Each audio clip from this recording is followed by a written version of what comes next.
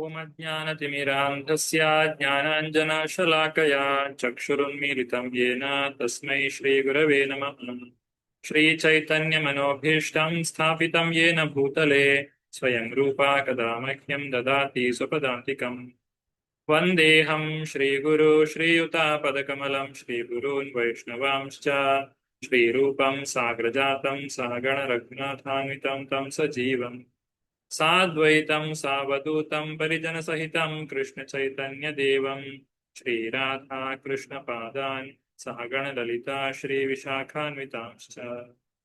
ಹೇ ಕೃಷ್ಣ ಕರುಣಾ ಸಿಂಧು ದೀನಬಂಧು ಜಗತ್ಪತೆ ಗೋಪೇಶ ಗೋಪಿಕಾ ಕಾಂತ ರಾಧಾಕಾಂತ ನಮೋಸ್ತುತೆ. ತಪ್ತ ಕಾಂಚನ ಗೌರಾಂಗಿ ರಾಧೆ ವೃಂದಾವನೇಶ್ವರಿ ವೃಷಭಾನುಸುತೆ ದೇವಿ ಪ್ರಣಮಾಮಿ ಹರಿಪ್ರಿಯೆ. ವಾಂಛಾಕಲ್ಪತರುಭ್ಯಶ್ಚ ಕೃಪಾ ಸಿಂಧುಭ್ಯ ಏವ ಚ ಪತಿತಾನಾಂ ಪಾವನೇಭ್ಯೋ ವೈಷ್ಣವೇಭ್ಯೋ ನಮೋ ನಮಃ. ನಮಃ ಓಂ ವಿಷ್ಣುಪಾದಾಯ ಕೃಷ್ಣಪ್ರೇಷ್ಠಾಯ ಭೂತಲೆ ಶ್ರೀಮತೆ ಭಕ್ತಿವೇದಾಂತ ಸ್ವಾಮಿನ್ ಇತಿ ನಾಮಿನೇ. ನಮಸ್ತೆ ಸಾರಸ್ವತೆ ದೇವೆ ಗೌರವಾಣಿ ಪ್ರಚಾರಿಣೆ ನಿರ್ವಿಶೇಷ ಶೂನ್ಯವಾದಿ ಪಾಶ್ಚಾತ್ಯ ದೇಶತಾರಿಣಿ. ಜಯೋ ಶ್ರೀ ಕೃಷ್ಣ ಚೈತನ್ಯ ಪ್ರಭೋ ನಿತ್ಯಾನಂದ ಶ್ರೀ ಅದ್ವೈತ ಗದಾಧರ ಶ್ರೀವಾಸಾದಿ ಗೌರ ಭಕ್ತ ವೃಂದ. ಹರೇ ಕೃಷ್ಣ ಕೃಷ್ಣ ಕೃಷ್ಣ ಹರೇ ಹರೇ ಹರೇ ರಾಮ ರಾಮ ರಾಮ ಹರೇ ಹರೇ. ಹರೇ ಕೃಷ್ಣ. ಶ್ರೀಮದ್ ಭಾಗವತದ 3ನೇ ಸ್ಕಂದದ 14ನೇ ಅಧ್ಯಾಯ ಸಂಧ್ಯಾ ಸಮಯದಲ್ಲಿ ದ್ವಿತೀಯ ಗರ್ಭಧಾರಣೆ ಅನ್ನುವಂತಹ ವಿಷಯವನ್ನ ಇವತ್ತು ನಾವು ತಿಳಿದುಕೊಳ್ಳಲಿಕ್ಕಿದ್ದೇವೆ. ಕಳೆದ ಅಧ್ಯಾಯ ಅಂದ್ರೆ 13ನೇ ಅಧ್ಯಾಯದಲ್ಲಿ ವರಾಹಾವತಾರದ ಕುರಿತಾಗಿ ನಾವು ತಿಳಿದುಕೊಂಡಿದ್ದೇವೆ. ಆ ವರಾಹಾವತಾರದಲ್ಲಿ ಅದರ ವಿಚಾರವನ್ನ ತಿಳಿಸುವಾಗ ಅಲ್ಲಿ 31ನೇ ಶ್ಲೋಕದಲ್ಲಿ ಹಿರಣ್ಯಾಕ್ಷನನ್ನ ವಧಿಸಿದಂತಹ ವಿಚಾರ ಅಲ್ಲಿ ಬರ್ತದೆ. ಹಿರಣ್ಯಾಕ್ಷ ಅಂತ ಹೇಳಿದ್ರೆ ಯಾರು ಅನ್ನುವಂತಹ ಪ್ರಶ್ನೆಗೆ ಈ ಒಂದು ಅಧ್ಯಾಯದಲ್ಲಿ ಉತ್ತರವನ್ನ ಕೊಡಲಾಗಿದೆ. ಮೊದಲನೆಯದಾಗಿ ಇಲ್ಲಿ ಶುಕದೇವ ಗೋಸ್ವಾಮಿಗಳು ಹೇಳುವಂತಹ ಮಾತು. ಶ್ರೀಮದ್ ಭಾಗವತ ಪುಸ್ತಕ ಇದ್ದವರು ದಯವಿಟ್ಟು ಪುಸ್ತಕವನ್ನು ತೆರೆಯಿರಿ. ಅನುವಾದವನ್ನ ಓದುವವರು ಕೈ ಮೇಲೆ ಎತ್ತಬಹುದು. ಶ್ರೀ ಶುಕ ಉವಾಚ ನಿಶಮ್ಯ ಕೌಶಾರ ವೀಣೋಪವರ್ಣಿತಾಂ ಹರೇ ಕಥಾಂ ಕಾರಣ ಸೂಕರಾತ್ಮನಃ ಪುನಃ ಸ ಪ್ರಪೃಚ್ಛ ತಮುದ್ಯ ಚಾಂಜಲಿ ನ ಚಾತಿ ತೃಪ್ತೋ ವಿದುರೋಧರ ಧೃತವ್ರತಃ.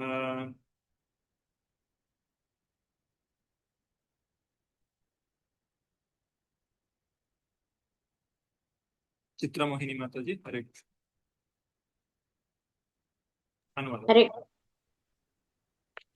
ಅನುವಾದ. ಮುನಿಗಳು ಹೇಳಿದರು, ಶ್ರೇಷ್ಠ ಮುನಿಗಳಾದ ಮೈತ್ರೇಯರಿಂದ ಭಗವಂತನ ವರಹಾವತಾರದ ಬಗ್ಗೆ ಕೇಳಿದ ನಂತರ ಇನ್ನೂ ಸಂಪೂರ್ಣ ತೃಪ್ತಿ ಪಡೆಯದ ವ್ರತನಿಷ್ಠನಾದ ವಿದುರನು ಭಗವಂತನ ದಿವ್ಯ ಚಟುವಟಿಕೆಗಳನ್ನು ಮತ್ತಷ್ಟು ನಿರೂಪಿಸಬೇಕೆಂದು ಕೈ ಮುಗಿದು ಪ್ರಾರ್ಥಿಸಿದನು. ಹರೇ ಕೃಷ್ಣ ಪ್ರಭುಜಿ. ಹರೇ ಕೃಷ್ಣ. ಇಲ್ಲಿ ಮುಖ್ಯವಾಗಿ ಈ ಒಂದು ಅಧ್ಯಾಯದಲ್ಲಿ 51 ಶ್ಲೋಕಗಳನ್ನ ನಾವು ಕಾಣಬಹುದು.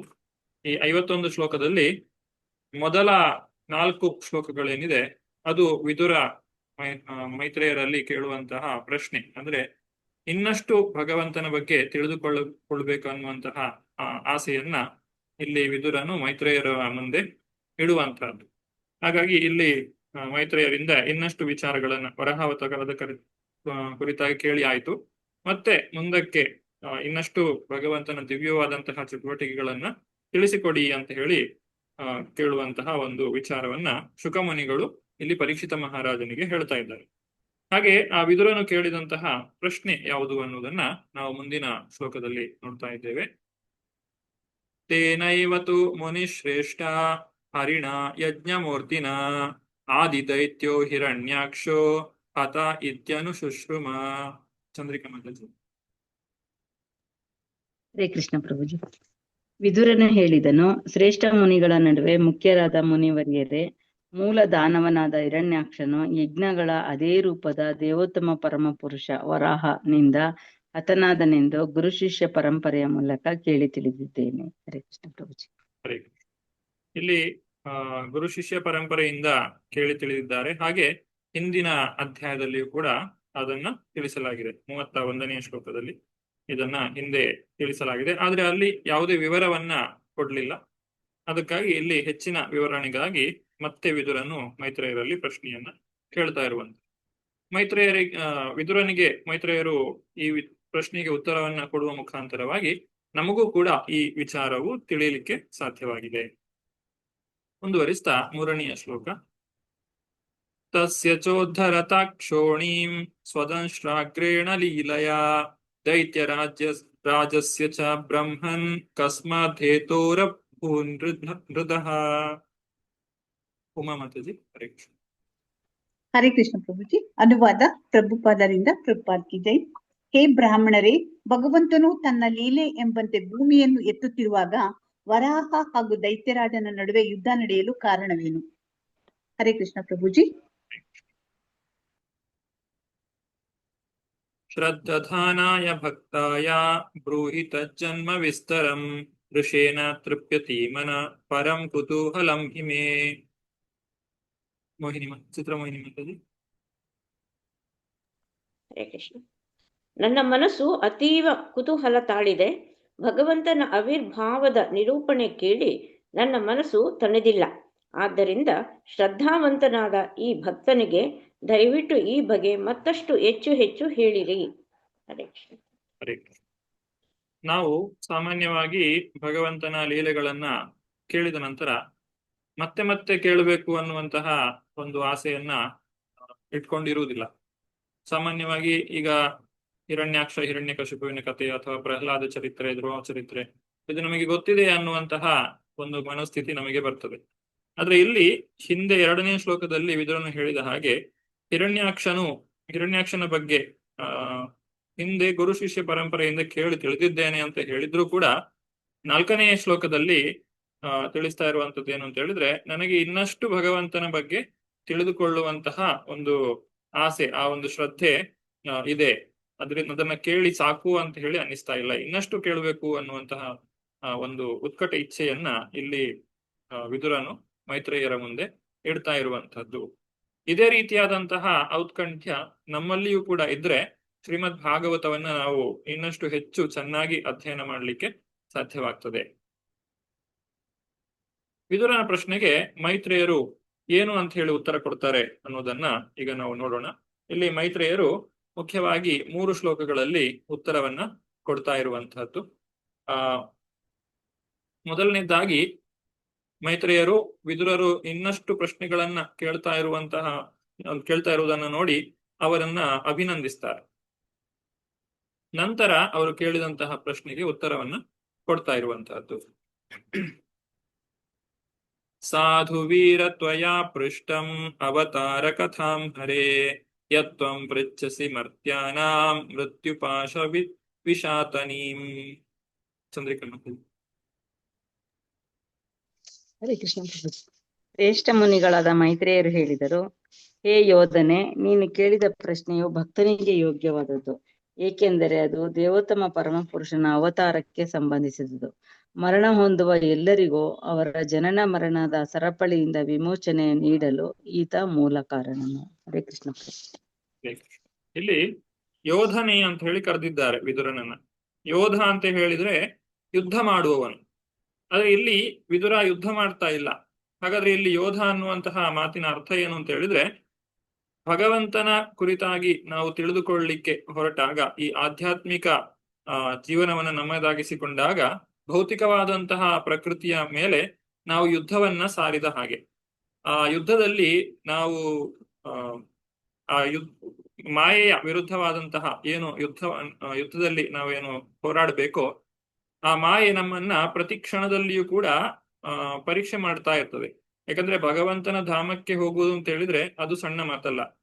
ಆ ಭಗವಂತನ ಧಾಮಕ್ಕೆ ಹೋಗ್ಲಿಕ್ಕೆ ಇವನು ನಿಜವಾಗ್ಲೂ ಅರ್ಹನಾಗಿದ್ದಾನೋ ಅನ್ನೋದನ್ನ ಪರೀಕ್ಷೆ ಮಾಡ್ಲಿಕ್ಕೋಸ್ಕರ ಮಾಯೆಯು ಅನೇಕ ಅಡೆತಡೆಗಳನ್ನ ಒಡ್ಡಿ ಅದು ನಮ್ಮ ಉದ್ಧಾರಕ್ಕೆ ಕಾರಣವಾಗ್ತದೆ. ನಮ್ಮಲ್ಲಿ ಏನು ಸಿಟ್ಟಿನಿಂದ ಅಥವಾ ದ್ವೇಷದಿಂದ ಹಾಗೆ ಮಾಡುವಂತದ್ದಲ್ಲ, ಆದ್ರೆ ನಮಗೆ ಹೆಚ್ಚು ಹೆಚ್ಚು ಪರೀಕ್ಷೆಗಳನ್ನು ಕೊಡುವ ಮುಖಾಂತರವಾಗಿ ನಮಗೆ ಆಧ್ಯಾತ್ಮ ಜೀವನದಲ್ಲಿ ಇನ್ನಷ್ಟು ಪ್ರಗತಿಯನ್ನ ಸಾಧಿಸುವಂತೆ ಅದು ಪ್ರೇರೇಪಣೆ ಕೊಡುವಂತಹದ್ದು. ಹಾಗಾಗಿ ಇಲ್ಲಿ ಯೋಧ ಅಂತ ಹೇಳಿ ಕರೆದಿದ್ದಾರೆ, ಆ ವಿದುರನನ್ನ ಕರೆದಿರುವಂತಹದ್ದು.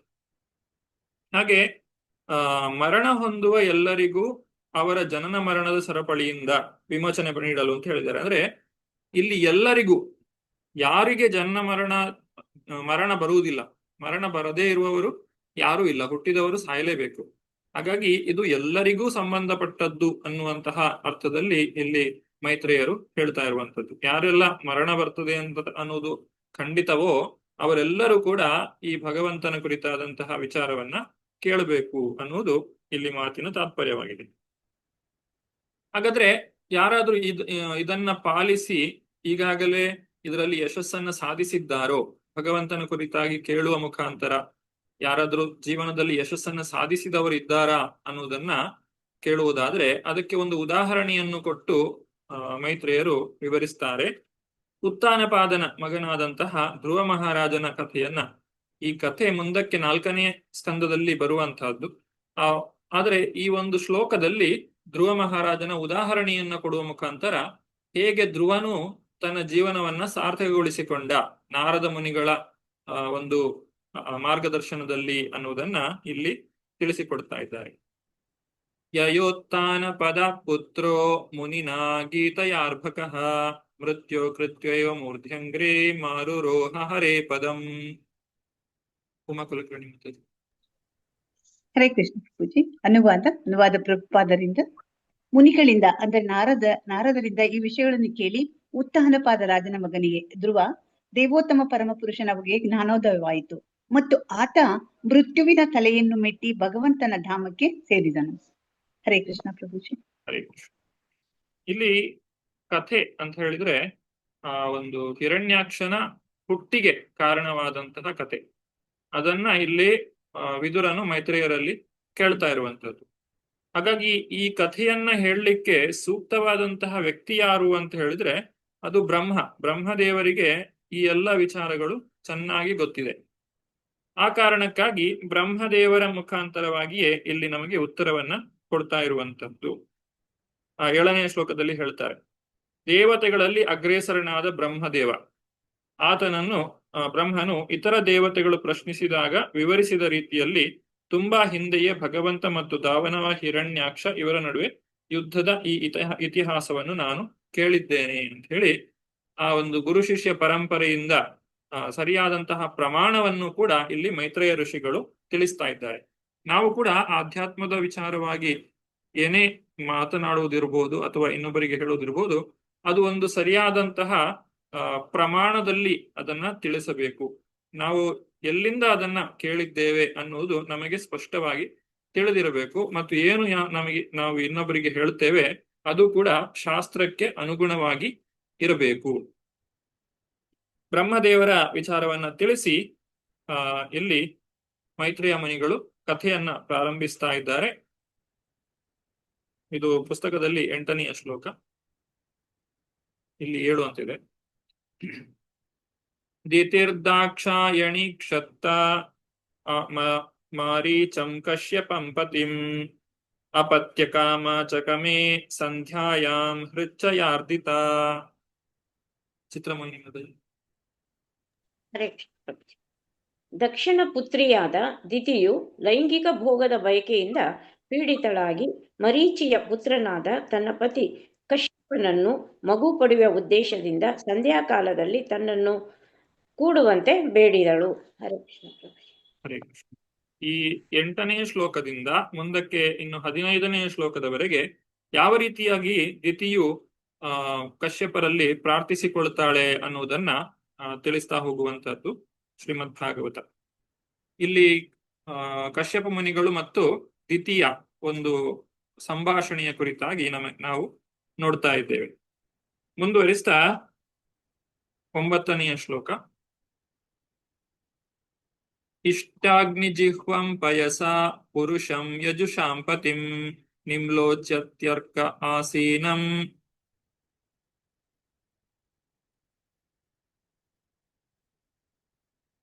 ಅಗ್ನಿ ಆಗಾರೇ ಸಮಾಹಿತಂ. ಚಂದ್ರಿಕಾ ಮಾತಾಜಿ.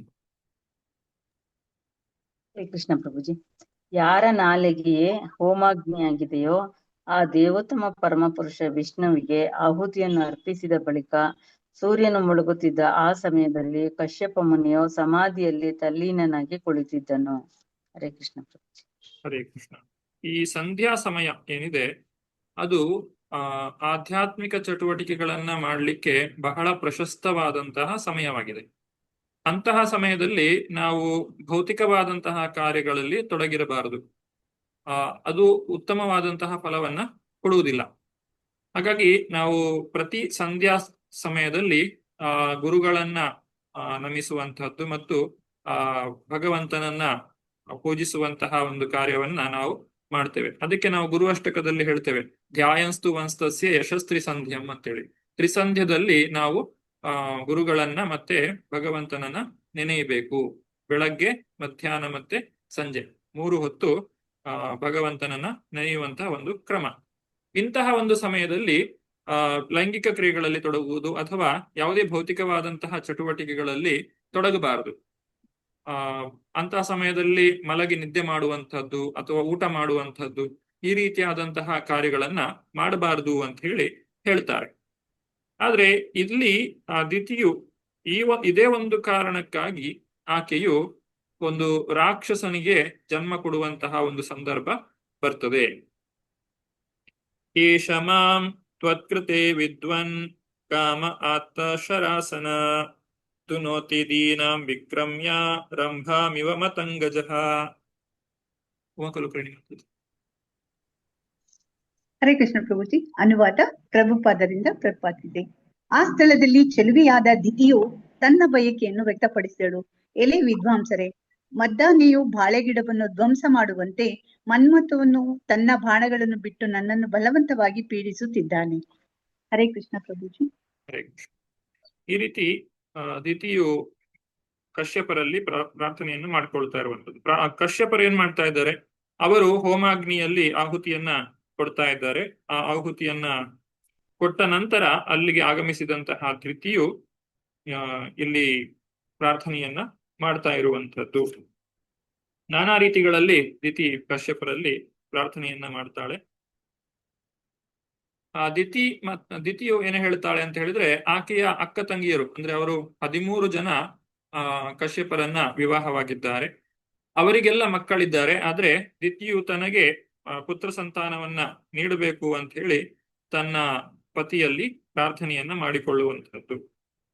ಆದ್ರೆ ಕಶ್ಯಪರು ಹೇಳ್ತಾರೆ, ನೀನು ಇನ್ನೂ ಸ್ವಲ್ಪ ಹೊತ್ತು ಕಾಯಬೇಕು, ಹಾಗಿದ್ರೆ ಉತ್ತಮವಾದಂತಹ ಪುತ್ರನನ್ನ ಪಡೆಯಬಹುದು ಅಂತ ಹೇಳಿದ್ರು ಕೂಡ ದಿತಿಯು ಬಹಳಷ್ಟು ಹಠ ಮಾಡಿದ್ರಿಂದಾಗಿ ಆ ಒಂದು ಸಂದರ್ಭದಲ್ಲಿಯೇ ಅಲ್ಲಿ ಗರ್ಭಧಾನ ಮಾಡಿದ ಕಾರಣಕ್ಕಾಗಿ ಹಿರಣ್ಯಾಕ್ಷ ಹಿರಣ್ಯಕಶಿಪು ಅನ್ನುವಂತಹ ಇಬ್ಬರು ದೈತ್ಯರು ಹುಟ್ಟುವಂತಹ ಒಂದು ಸಂದರ್ಭ ಉಂಟಾಗ್ತದೆ.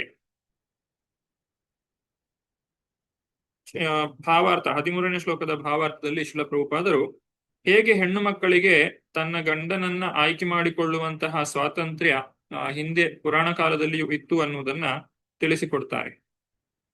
ಗಂಡನನ್ನ ಆಯ್ದುಕೊಳ್ಳುವಂತಹ ಮುಕ್ತ ಅವಕಾಶ ಹೆಣ್ಣು ಮಕ್ಕಳಿಗೆ ತಂದೆ ನೀಡುತ್ತಿದ್ದರೆಂದು ತಿಳಿದು ಬರುತ್ತದೆ. ಆದರೆ ಮುಕ್ತ ಸಂಪರ್ಕಕ್ಕೆ ಅವಕಾಶ ಇರುವುದಿಲ್ಲ. ಹಾಗೆ ಅಂತಿಮ ಆಯ್ಕೆಯು ತಂದೆಯದೇ ಆಗಿರುತ್ತಿತ್ತು. ಈ ರೀತಿ 13 ಹೆಣ್ಣು ಮಕ್ಕಳು, 13 ಪುತ್ರಿಯರು ಅವರು ಕಶ್ಯಪರನ್ನ ಮದುವೆಯಾಗುವಂತಹದ್ದು. ಈ ರೀತಿ ದಿತಿಯು ನಾನಾ ರೀತಿಯಲ್ಲಿ ಪ್ರಾರ್ಥನೆಯನ್ನ ಮಾಡ್ತಾರೆ. ಆಮೇಲೆ 16ನೇ ಶ್ಲೋಕದಿಂದ 31ನೇ ಶ್ಲೋಕದವರೆಗೆ ದಿತಿಯು ಕೇಳಿದಂತಹ ಪ್ರಶ್ನೆ ಅಥವಾ ತಿಥಿಯು ಮಾಡಿದಂತಹ ಪ್ರಾರ್ಥನೆಗೆ ಕಶ್ಯಪರು ಹೇಗೆ ಸ್ಪಂದಿಸ್ತಾರೆ ಅನ್ನುವುದನ್ನ ಇಲ್ಲಿ ಮುಂದಿನ ಶ್ಲೋಕದಲ್ಲಿ 16ನೇ ಶ್ಲೋಕದಲ್ಲಿ ನಾವು ಕಾಣಬಹುದು. ಇತಿ ತಾಂ ವೀರಮಾರೀಚ ಕೃಪಣಾಂ ಬಹುಭಾಷಿಣೀಂ ಪ್ರತ್ಯಾಹಾನುನಯನ್ ವಾಚ ಪ್ರವೃದ್ಧಾನಂಗ ಕಶ್ಮಲಾಂ. ಚಿತ್ರಮಣಿ ಮತಲ್ಲಿ. ಹರೇ ಕೃಷ್ಣ ಪ್ರಭುಜಿ. ಏ ವೀರನೇ ವಿದುರ, ದಿತಿಯು ಕಾಮಕಲ್ಮಶದಿಂದ ಪೀಡಿತಳಾಗಿದ್ದು ಅದರಿಂದಾಗಿ ವಾಚಾಳಿಯೂ ದೀನಳೂ ಆಗಿದ್ದ ಅವಳನ್ನು ಮರೀಚಿ ಪುತ್ರರು ಸಮರ್ಪಕ ಯೋಗ್ಯ ಮಾತುಗಳಿಂದ ಸಂತೈಸಿದರು. ಹರೇ ಕೃಷ್ಣ. ಹರೇ ಕೃಷ್ಣ. ಇಲ್ಲಿ ವೀರ ಅನ್ನುವಂತಹ ಪದವನ್ನ ಬಳಸಿದ್ದಾರೆ. ಇಲ್ಲಿ ವೀರ ಅಂತ ಹೇಳಿದ್ರೆ ವಿದುರ. ಮಾರೀಚ ಅಂತ ಹೇಳಿದ್ರೆ ಮರೀಚಿಯ ಮಗನಾದಂತಹ ಕಶ್ಯಪ. ಆ, ವಿದುರನು ವೀರನಾಗಿದ್ದಾನೆ, ಅಂದ್ರೆ ತನ್ನ ಇಂದ್ರಿಯಗಳನ್ನ ತನ್ನ ಹತೋಟಿಯಲ್ಲಿ ಇಟ್ಟುಕೊಂಡಿದ್ದಾನೆ. ವಿದುರನನ್ನು ಇಲ್ಲಿ ವೀರನೆಂದು ಸಂಬೋಧಿಸಲಾಗಿದೆ. ಆದರೆ ವಿದುರನಷ್ಟು ಕಶ್ಯಪರು ಆತ್ಮಬಲವನ್ನ ಹೊಂದಿರಲಿಲ್ಲ ಅಂತ ಹೇಳಿ ಭಾವಾರ್ಥದಲ್ಲಿ ಶ್ರೀಲ ಪ್ರಭುಪಾದರು ಬರೆಸ್ತಾರೆ. ಯಾಕಂದ್ರೆ ಲೈಂಗಿಕಾಪೇಕ್ಷೆ ಹೊಂದಿದ್ದಂತಹ ತನ್ನ ಪತ್ನಿಯ ಬೇಡಿಕೆಯನ್ನು ಕಶ್ಯಪರು ನಿರಾಕರಿಸಬಹುದಾಗಿತ್ತು. ಆದರೆ ಅವರು ಕೂಡ ಕಶ್ಯಪರಿಗೂ ಪತ್ನಿಯೊಡನೆ ಕೂಡುವ ಅಪೇಕ್ಷೆ ಇದ್ದಂತೆ ತೋರುತ್ತದೆ. ಹಾಗಾಗಿ ಅವರ ಮನಸ್ಸು ದೃಢವಿಲ್ಲದೇ ಇದ್ದುದರಿಂದ ಅವರು ಕಟುವಾಗಿ ಮಾತನಾಡದೆ ಮೃದು ಮಾತುಗಳಿಂದ ಅವಳನ್ನು ಅಂದ್ರೆ ತಮ್ಮ ಪತ್ನಿಯನ್ನ ಸಾಂತ್ವನಗೊಳಿಸಲಿಕ್ಕೆ ಪ್ರಯತ್ನವನ್ನ ಪಡ್ತಾರೆ. ಇಲ್ಲಿ ಮುಂದಿನ ಶ್ಲೋಕಗಳಲ್ಲಿ ಯಾವ ರೀತಿ ಕಶ್ಯಪರು ದಿತಿಯನ್ನ ಹೊಗಳ್ತಾರೆ ಅನ್ನೋದನ್ನ ನಾವು ಕಾಣ್ಬೋದು. ಈಶತೇಹಂ ವಿಧಾಸ್ಯಾಮಿ ಪ್ರಿಯಂ ಭೀರೋ ಯದಿಚ್ಛಸಿ ತಸ್ಯ ಕಾಮಂ ನ ಕಾಕುರ್ಯಾತ್ ಸಿದ್ಧಿ ತ್ರೈವರ್ಗಿಕೀಯತಃ. ಚಂದ್ರಿಕಾ ಮಾತಾಜಿ. ಹರೇ ಕೃಷ್ಣ ಪ್ರಭುಜಿ. ಅನುವಾದ. ಹೇ ಆರ್ತಳೆ, ನಿನಗೆ ಪ್ರಿಯವಾದ ಬಯಕೆಯನ್ನು ಈಗಲೇ ಪೂರೈಸುವೆ, ಏಕೆಂದರೆ ನಿನ್ನನ್ನು ಹೊರತುಪಡಿಸಿ ಮೋಕ್ಷದ 3 ಸಿದ್ಧಿಗಳಿಗೆ ಮೂಲ ಬೇರೆ ಯಾರಿದ್ದಾರೆ. ಹರೇ ಕೃಷ್ಣ ಪ್ರಭುಜಿ. ಹರೇ ಕೃಷ್ಣ. ಇಲ್ಲಿ 4 ರೀತಿಯಾದಂತಹ ಪುರುಷಾರ್ಥಗಳನ್ನ ಹೇಳ್ತಾರೆ. ಅದನ್ನ ಈ ಧರ್ಮ, ಅರ್ಥ, ಕಾಮ ಮತ್ತೆ ಮೋಕ್ಷ. ಅದರಲ್ಲಿ ಮೊದಲನೇ 3 ಧರ್ಮ, ಅರ್ಥ ಮತ್ತೆ ಕಾಮ, ಇದಕ್ಕೆ ಹೆಂಡತಿಯೇ ಮೂಲ ಅಂತ ಹೇಳಿ ಹೇಳ್ತಾರೆ. ಯಾಕಂದ್ರೆ ಹೆಂಡತಿಯು ಪತಿಯ ಅಂತಿಮ ಮೋಕ್ಷಕ್ಕಾಗಿ ಸೇವೆಯನ್ನ ಸಲ್ಲಿಸ್ತಾಳೆ. ಆದ್ರಿಂದ ಭೌತಿಕ ಜೀವನವು ಇಂದ್ರಿಯ ಸುಖವನ್ನು ಅವಲಂಬಿಸಿದೆ. ಅದೃಷ್ಟವಿದ್ದು ಒಳ್ಳೆಯ ಪತ್ನಿ ದೊರಕಿದರೆ ಆತನಿಗೆ ಪತ್ನಿಯು ಎಲ್ಲ ರೀತಿಯಿಂದ ಸಹಕಾರಿಯಾಗಿರುತ್ತಾಳೆ. ಬದ್ಧ ಜೀವನದಲ್ಲಿ ಒಬ್ಬ ತೊಂದರೆಗೊಳಗಾದರೆ ಆತ ಹೆಚ್ಚು ಹೆಚ್ಚಾಗಿ ಭೌತಿಕ ಕೊಳಕಿನಲ್ಲಿ ಸಿಕ್ಕಿ ಹಾಕಿಕೊಳ್ಳುತ್ತಾನೆ. ಈ ರೀತಿ ಒಬ್ಬ ಗೃಹಸ್ಥನಾದವನು ತನ್ನ ಗೃಹಸ್ಥ ಜೀವನವನ್ನ ಸರಿಯಾಗಿ ನಡೆಸಿಕೊಂಡು ಹೋಗುವ ಮುಖಾಂತರವಾಗಿ ಹೇಗೆ ತನ್ನ ಆಧ್ಯಾತ್ಮಿಕ ಜೀವನದಲ್ಲಿ ಯಶಸ್ಸನ್ನು ಗಳಿಸಲಿಕ್ಕೆ ಸಾಧ್ಯವಾಗ್ತದೆ ಅನ್ನೋದನ್ನ ಇಲ್ಲಿ ತಿಳಿಸಿದ್ದಾರೆ.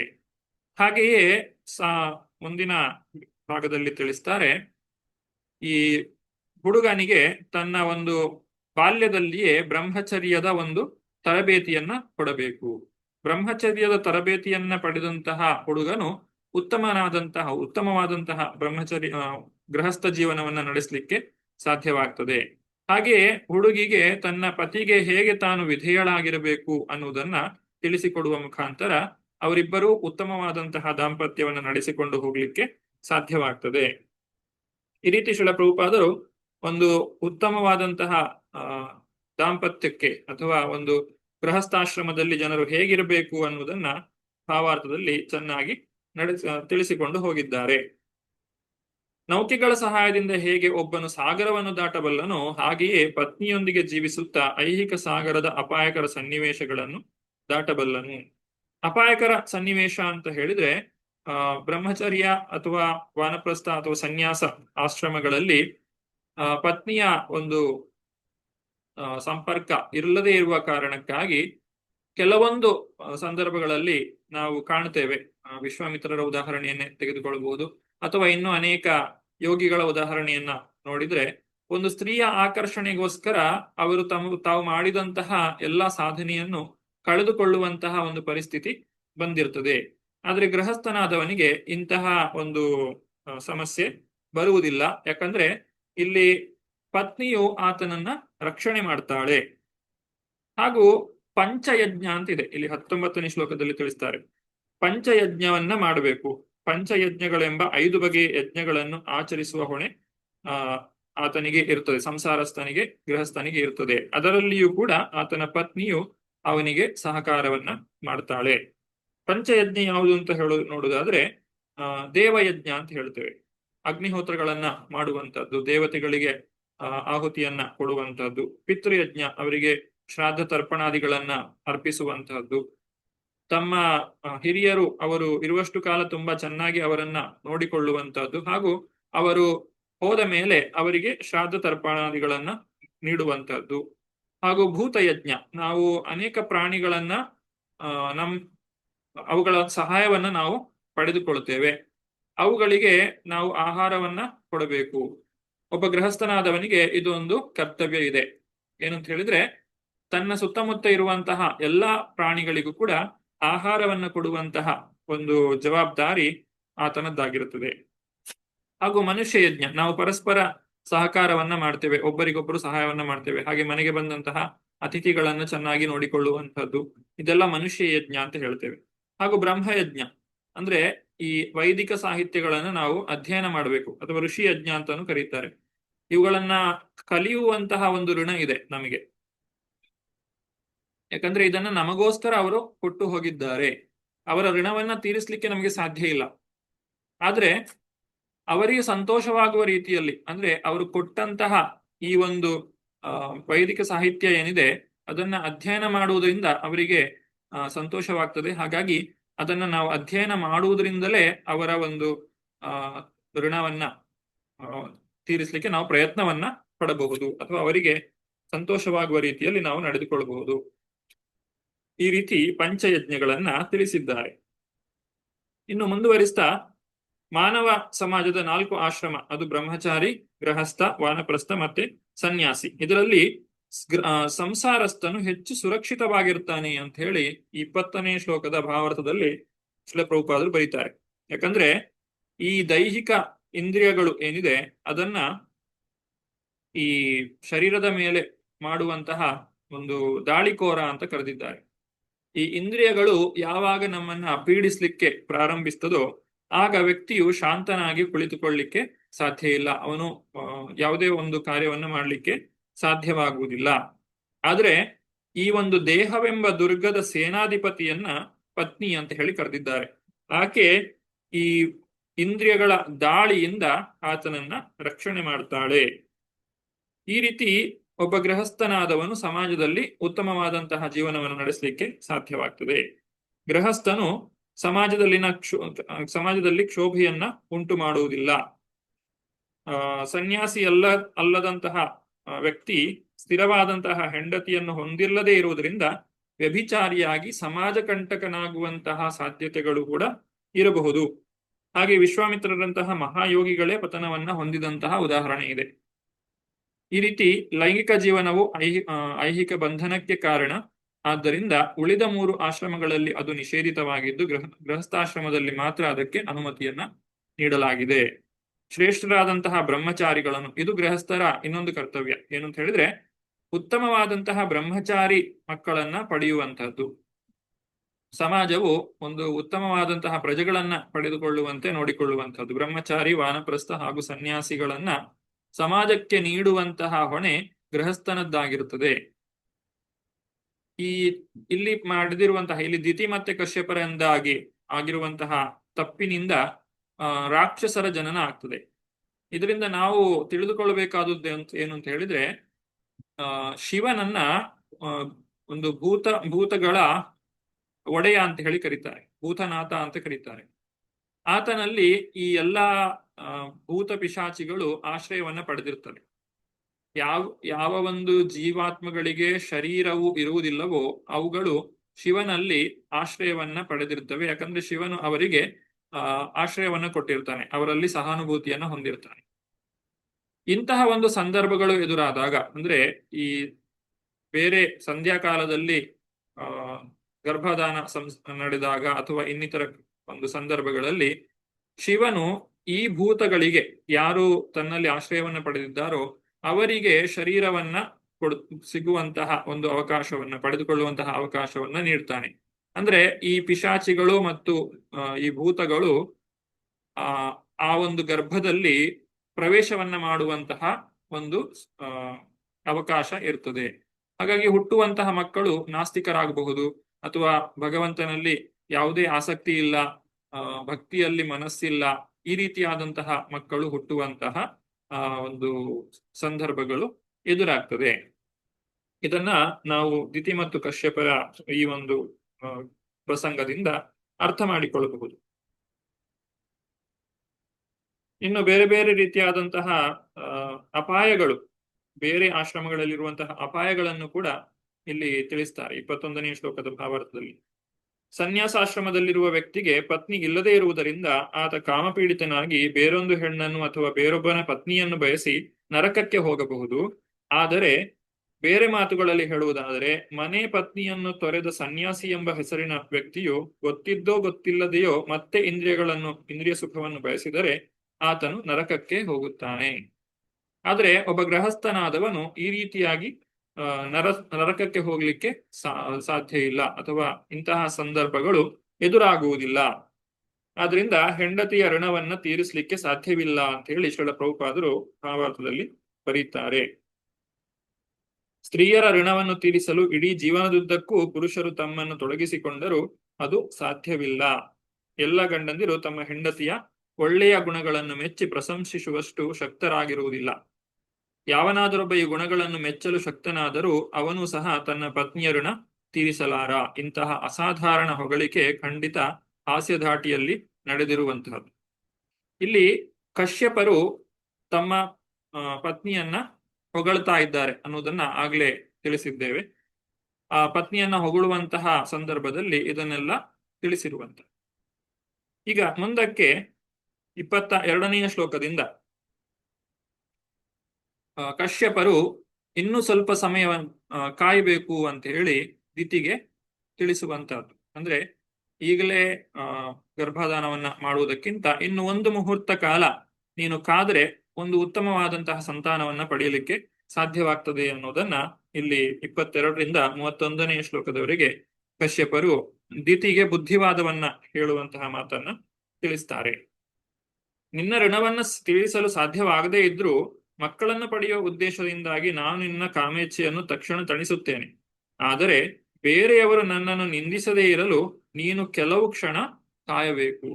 ನೀನು ಇನ್ನು ಒಂದು ಮುಹೂರ್ತ ಕಾಲ ಕಾದ್ರೆ ಒಂದು ಉತ್ತಮವಾದಂತಹ ಸಂತಾನವನ್ನ ಪಡೀಲಿಕ್ಕೆ ಸಾಧ್ಯವಾಗ್ತದೆ. ಇಲ್ಲದೆ ಹೋದ್ರೆ ಜನರು ನಮ್ಮಿಬ್ಬರನ್ನು ಕೂಡ ನಿಂದಿಸ್ತಾರೆ. ಯಾಕೆಂತ ಹೇಳಿದ್ರೆ ಈ ಒಂದು ಸಮಯ ಏನಿದೆ ಇದು ಬಹಳ ಅಮಂಗಳಕರವಾದಂತಹ ಸಮಯ, ಅತ್ಯಂತ ಅಮಂಗಳಕರವಾದಂತಹ ಸಮಯವಾಗಿದೆ.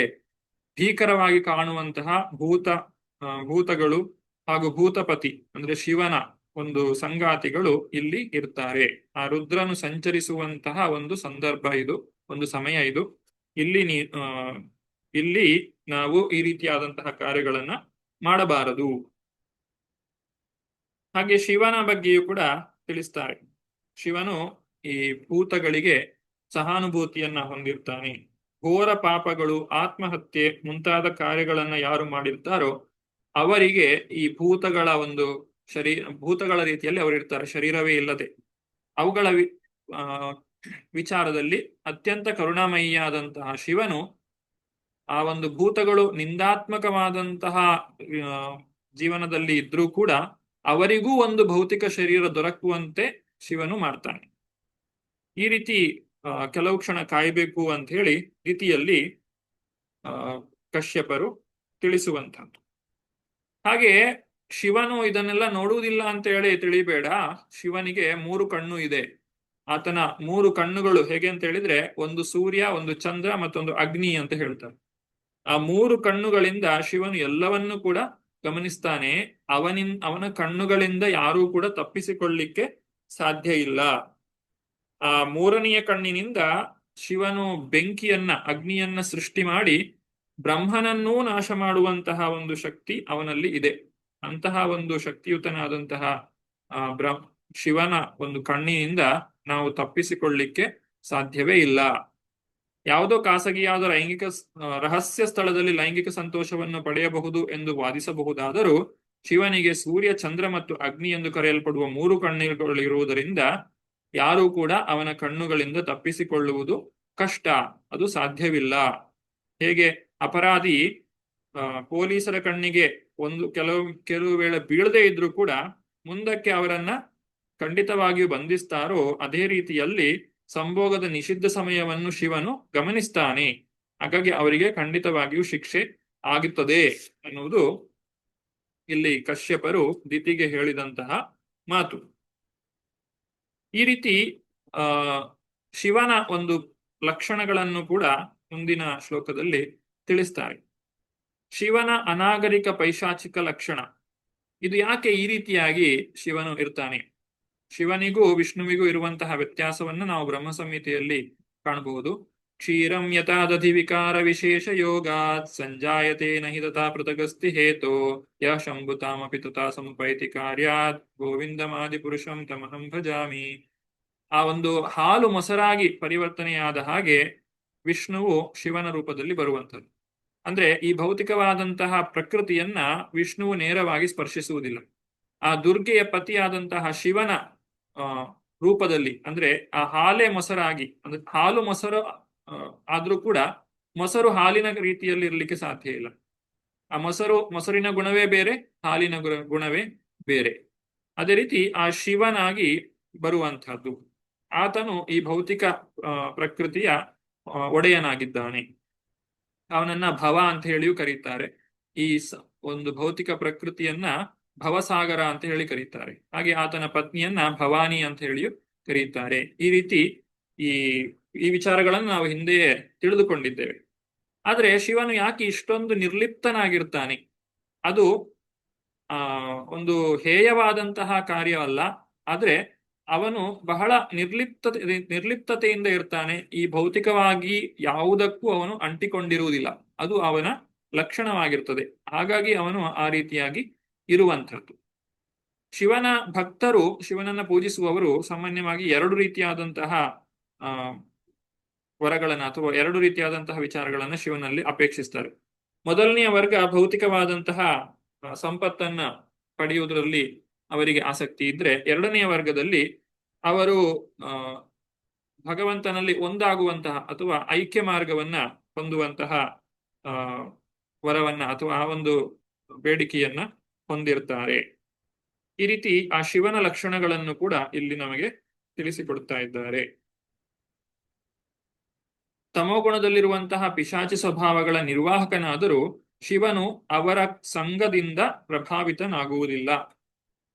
ಅವರಲ್ಲಿ ಸಹಾನುಭೂತಿಯನ್ನ ಶಿವನು ಹೊಂದಿರ್ತಾನೆ. ಇಷ್ಟು ಹೇಳಿದ ಮೇಲೆ ಈ ರೀತಿ ದಿತಿ 30ನೇ ಶ್ಲೋಕದಲ್ಲಿ ಮೈತ್ರೇಯರು ಹೇಳ್ತಾರೆ, ಹೀಗೆ ದಿತಿಗೆ ಆತನ ಗಂಡನು ತಿಳಿಸಿದನು. ಆದರೆ ಆಕೆ ಲೈಂಗಿಕ ತೃಪ್ತಿಗಾಗಿ ಮನ್ಮಥನಿಂದ ಕಾಮಪೀಡಿತಳಾಗಿದ್ದರು. ಹೀಗಾಗಿ ಆಕೆ ನಾಚಿಕೆ ಬಿಟ್ಟ ಬೀದಿಚಾರಿಣಿಯ ಹಾಗೆ ಬ್ರಾಹ್ಮಣ ಮುನಿಯ ವಸ್ತ್ರವನ್ನು ಹಿಡಿದುಕೊಂಡಳು. ಆಕೆಯ ಉದ್ದೇಶವನ್ನು ಅರ್ಥ ಮಾಡಿಕೊಂಡಂತಹ ಕಶ್ಯಪರು ನಿಷಿದ್ಧ ಕಾರ್ಯಕ್ಕೆ ಒಪ್ಪಬೇಕಾಯಿತು. ಹೀಗೆ ಪೂಜ್ಯನಾದ ವಿಧಿಗೆ ತಮ್ಮ ನಮನಗಳನ್ನು ಸಲ್ಲಿಸಿ ಅವರು ಏಕಾಂತ ಸ್ಥಳದಲ್ಲಿ ಆಕೆಯೊಡನೆ ಮಲಗಿದರು. ಈ ರೀತಿ ಕಶ್ಯಪರು ದಿತಿಗೆ ಆ ಒಂದು ಗರ್ಭಧಾನವನ್ನ ಮಾಡ್ತಾರೆ. ಇಷ್ಟಾದ ಮೇಲೆ ದಿತಿಯು ತಾನು ಮಾಡಿದಂತಹ ಕಾರ್ಯಕ್ಕೆ ಪಶ್ಚಾತ್ತಾಪವನ್ನ ಪಡುವ ವಿಚಾರವನ್ನ ಒಂದಕ್ಕೆ ವಿವರಿಸ್ತಾರೆ. ಕಶ್ಯಪರು ನಂತರ ಸ್ನಾನ ಮಾಡಿ ಪ್ರಾಣಾಯಾಮವನ್ನ ಮಾಡ್ತಾ ವಾಕ್ ನಿಯಂತ್ರಣ ಮಾಡಿಕೊಂಡು ಬ್ರಹ್ಮಜ್ಯೋತಿಯನ್ನ ಕುರಿತು ಧ್ಯಾನ ಮಾಡ್ತಾರೆ ಹಾಗೂ ಗಾಯತ್ರಿ ಮಂತ್ರವನ್ನ ಪಠಣ ಮಾಡಿದ್ರು. ಆಮೇಲೆ ದಿತಿಯನ್ನ ಉದ್ದೇಶಿಸಿ ಈ ರೀತಿಯಾಗಿ ಹೇಳ್ತಾರೆ. 33ನೇ ಶ್ಲೋಕದಿಂದ ನಾವು ಕಾಣಬಹುದು.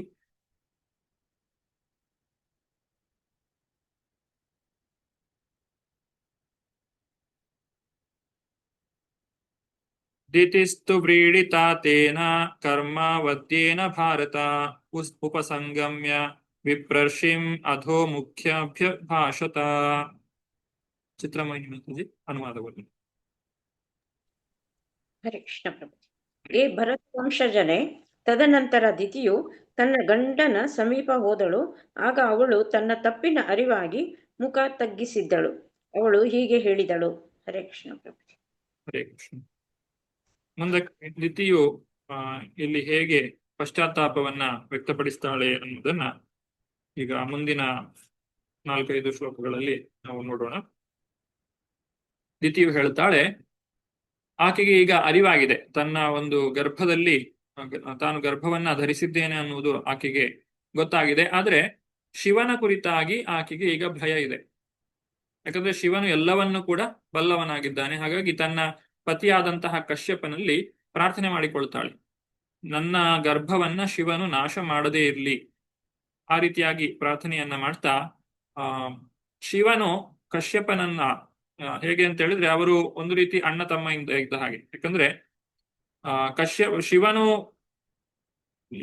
ದ್ವಿತೀಯ ಸಹೋದರಿಯನ್ನೇ ಮದುವೆ ಆಗಿರುವಂತಹದ್ದು, ಸತಿಯನ್ನ ಮದುವೆ ಆಗಿರುವಂತಹದ್ದು. ಹಾಗಾಗಿ ಒಂದು ರೀತಿಯಾಗಿ ಅವರಿಬ್ಬರು ಸಹೋದರರಾಗಿದ್ದಾರೆ. ಹಾಗಾಗಿ ಆ ಸಂಬಂಧದಲ್ಲಿ ಆದ್ರೂ ಶಿವನು ತನ್ನ ಗರ್ಭವನ್ನ ನಾಶ ಮಾಡದೇ ಇರಲಿ ಅಂತ ಹೇಳಿ ಇಲ್ಲಿ ಪ್ರಾರ್ಥನೆಯನ್ನ ಮಾಡ್ತಾ ಇರುವಂತಹದ್ದು.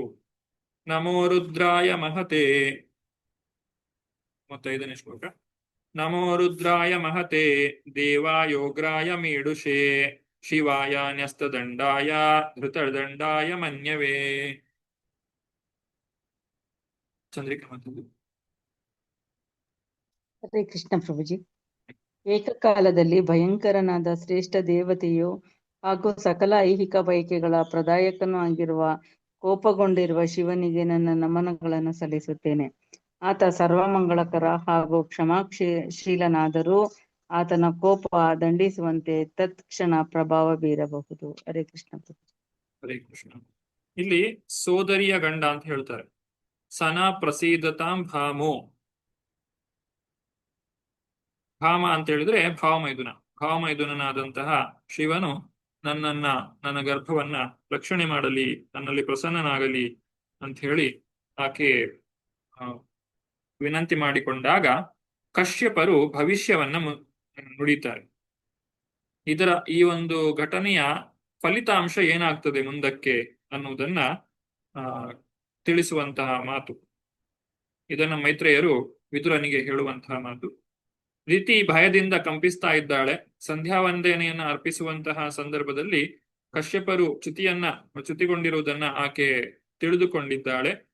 ಹಾಗೂ ತನ್ನ ಮಕ್ಕಳು ಕ್ಷೇಮವಾಗಿ ಇರಬೇಕು ಅಂತ ಹೇಳಿಯೂ ಆಕೆ ಬಯಸ್ತಾ ಇದ್ದಾಳೆ. ತನ್ನಿಂದ ತಪ್ಪಾಗಿದೆ ಗೊತ್ತು, ಆದ್ರೂ ಕೂಡ ತನ್ನ ಒಂದು ರಕ್ಷಣೆ, ತನ್ನ ಒಂದು ಗರ್ಭದ ರಕ್ಷಣೆ ಮಾಡಬೇಕು ಅಂತ ಹೇಳಿ ಕಶ್ಯಪರಲ್ಲಿ ಪ್ರಾರ್ಥನೆಯನ್ನ ಮಾಡಿಕೊಂಡಾಗ ಕಶ್ಯಪರು ದಿತಿಗೆ ಈ ಮುಂದಿನ ಮಾತುಗಳನ್ನ ಹೇಳ್ತಾರೆ. ಇದು ಭವಿಷ್ಯದಲ್ಲಿ ಏನೆಲ್ಲ ಆಗಬಹುದು ಅನ್ನುವುದನ್ನ ತಿಳಿಸುವಂತಹ ಒಂದು ಮಾತು. 38ನೇ ಶ್ಲೋಕದಲ್ಲಿ ನಾವು ಕಾಣ್ತೇವೆ. ಕಶ್ಯಪ ಉವಾಚ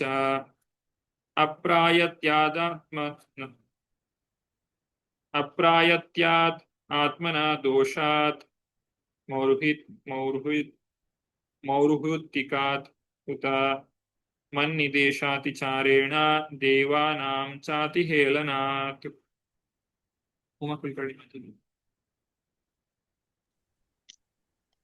ಹರೇ ಕೃಷ್ಣ ಪ್ರಭುಜಿ. ಅನುವಾದ ಪ್ರಭುಪಾದರಿಂದ ಪ್ರಪಾದಿಸಿ.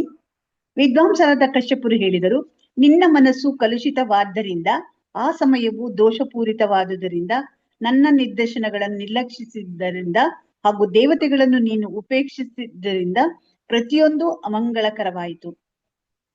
ಹರೇ ಕೃಷ್ಣ ಪ್ರಭುಜಿ. ಇಲ್ಲಿ ಒಟ್ಟು 4 ವಿಚಾರಗಳನ್ನು ಹೇಳ್ತಾರೆ. ಮೊದಲನೇದಾಗಿ ಮನಸ್ಸು ಕಲುಷಿತವಾಗಿತ್ತು. ಎರಡನೇದಾಗಿ ಸಮಯವು ದೋಷಪೂರಿತವಾಗಿತ್ತು. ಹಾಗೂ ಆಕೆಯ ಪತಿಯ ನಿರ್ದೇಶನವನ್ನ ಆಕೆ ನಿರ್ಲಕ್ಷ್ಯ ಮಾಡಿದ್ಲು. ಹಾಗೂ ದೇವತೆಗಳನ್ನ ಉಪೇಕ್ಷೆ ಮಾಡಿತ್ತು. ಇದೆಲ್ಲದಿಂದ ಎಲ್ಲಾ ವಿಚಾರಗಳನ್ನ ಒಟ್ಟು ಸೇರಿಸಿ ಒಟ್ಟಿನಲ್ಲಿ ಆ ಒಂದು ಸಂದರ್ಭ ಅದು ಬಹಳ ಅಮಂಗಳಕರವಾದಂತಹ ಸಂದರ್ಭವಾಗಿತ್ತು. ಆ ಅಮಂಗಳಕರವಾದಂತಹ ಸಂದರ್ಭದಲ್ಲಿ ದಿತಿಯು ಈ ರೀತಿಯಾಗಿ ಗರ್ಭಾಧಾನವನ್ನ ಪಡೆದಿದ್ದರಿಂದ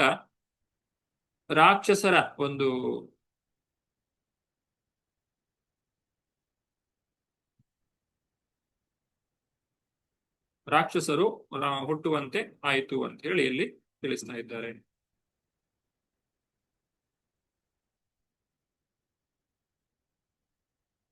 ಮುಂದುವರಿಸ್ತಾ 39ನೇ ಶ್ಲೋಕ. ಭವಿಷ್ಯತಃ ತವ ಅಭದ್ರೇ ಜಾಠರ ಅಧಮೌ ಲೋಕಾನ್ ಸಪಾಲಂ ಸ್ತ್ರೀನ್ ಚಂಡಿ ಮೂಹು ಆಕ್ರಂದಯಿಷ್ಯತಃ. ಚಿತ್ರಮಯಿ ಮಾತಾಡು. ಹರೇ ಕೃಷ್ಣ. ಏ ಉದ್ದಟೋ, ನೀನು ಅಧಮ ಗರ್ಭದಲ್ಲಿ ಇಬ್ಬರು ತುಚ್ಛರಾದ ಪುತ್ರರು ಜನಿಸುತ್ತಾರೆ. ದುರದೃಷ್ಟ ಹೆಂಗಸೆ, ಅವರು 3 ಲೋಕಗಳಿಗೂ ಸತತವಾಗಿ ಶೋಕವನ್ನುಂಟು ಮಾಡುತ್ತಾರೆ. ಹರೇ ಕೃಷ್ಣ ಪ್ರಭು. ಹರೇ ಕೃಷ್ಣ. ಈ ರೀತಿಯಾದಂತಹ ಮಕ್ಕಳು ರಾಕ್ಷಸರ ಒಂದು ಜನ್ಮವಾದಾಗ ಸಮಾಜಕ್ಕೆ ಬಹಳ ಕಷ್ಟ ಒದಗಿ ಬರ್ತದೆ. ಅವರಿಂದಾಗಿ ಯಾವುದೇ ಒಳ್ಳೆಯ ಕಾರ್ಯಗಳು ನಡೆಯುವುದಿಲ್ಲ. ಸಮಾಜದಲ್ಲಿ ಕೋಲಾಹಲವನ್ನ ಅವರು ನಡೆಸ್ತಾರೆ. ಬಡ ಜೀವಿಗಳನ್ನ ಕೊಲ್ಲುವಂತಹದ್ದು, ಸ್ತ್ರೀಯರಿಗೆ ಚಿತ್ರಹಿಂಸೆ ನೀಡುವಂತಹದ್ದು, ಮಹಾತ್ಮರಿಗೆ ಕ್ರೋಧವು ಉಂಟಾಗುವಂತೆ ನಡೆದುಕೊಳ್ಳುವಂತಹದ್ದು ಇತ್ಯಾದಿ ಅನೇಕ ಕೆಟ್ಟ ಕಾರ್ಯಗಳನ್ನ ಅವರು ಮಾಡ್ತಾರೆ. ಆನಂತರ 41ನೆಯ ಶ್ಲೋಕದಲ್ಲಿ ಒಂದು ಒಳ್ಳೆಯ ವಿಚಾರವನ್ನು ಕೂಡ ಹೇಳ್ತಾರೆ. ಏನಂತ ಹೇಳಿದ್ರೆ, ತದಾ ವಿಶ್ವೇಶ್ವರ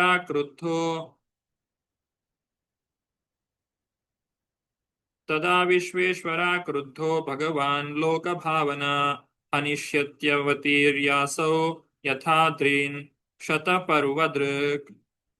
ಚಂದ್ರಿಕಾ ಮಾತಾಡಿ. ಕೃಷ್ಣ ಪ್ರಭುಜಿ. ಅಂತಹ ಸಮಯದಲ್ಲಿ ವಿಶ್ವದ ಒಡೆಯನು, ಸಕಲ ಜೀವಿಗಳ ಹಿತಚಿಂತಕನೂ ಆದ ದೇವೋತ್ತಮ ಪರಮ ಪುರುಷನು ಅವತರಿಸಿ, ಇಂದ್ರನು ತನ್ನ ವಜ್ರಾಯುಧದಿಂದ ಪರ್ವತಗಳನ್ನು ಪುಡಿ ಪುಡಿ ಮಾಡಿದಂತೆ ಅವರನ್ನು ಸಂಹರಿಸುತ್ತಾನೆ. ಹರೇ ಕೃಷ್ಣ. ಈಗ ಹುಟ್ಟಿ ಬರ್ತಾ ಇರುವಂತಹ ದೈತ್ಯರು ಅವರು ಸಾಮಾನ್ಯವಾದಂತಹ ದೈತ್ಯರಲ್ಲ. ಅವರನ್ನ ಸಂಹಾರ ಮಾಡಲಿಕ್ಕೆ ಭಗವಂತನೇ ಸ್ವತಃ ಅವತಾರ ಮಾಡಿ ಬರ್ತಾನೆ. ಭಗವಂತನ ಕೈಯಿಂದಲೇ ಅವರ ಸಂಹಾರ ನಡೆಯುತ್ತದೆ. ಈ ವಿಚಾರವನ್ನ ತಿಳಿದಾಗ ದಿತಿಗೆ ಸಂತೋಷವಾಗ್ತದೆ. ಆ ಭಗವಂತನ ಕೈಯಿಂದ ಯಾರು ಹತರಾಗ್ತಾರೋ ಅವರು ಉತ್ತಮವಾದಂತಹ ಗತಿಯನ್ನ ಹೊಂದುತ್ತಾರೆ.